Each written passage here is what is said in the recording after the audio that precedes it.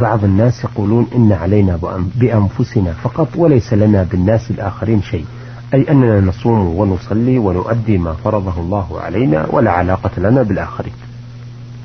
هذا القول ليس بصحيح، بقول النبي صلى الله عليه وسلم: من رأى منكم منكرا فليغيره بيده، فإن لم يستطع فبلسانه، فإن لم يستطع فبقلبه.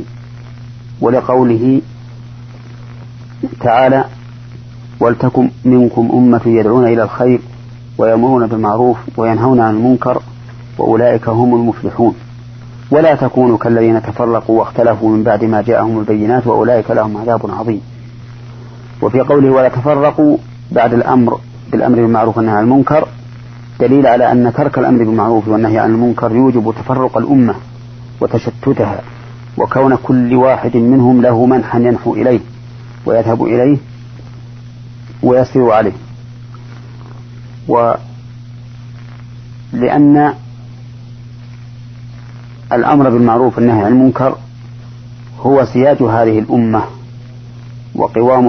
وقيام عزها وكرامتها، ولأن ترك الأمر بالمعروف والنهي عن المنكر سبب للخسران، لقوله تعالى: والعصر إن الإنسان لفي خسر إلا الذين آمنوا وعملوا الصالحات وتواصوا بالحق وتواصوا بالصبر.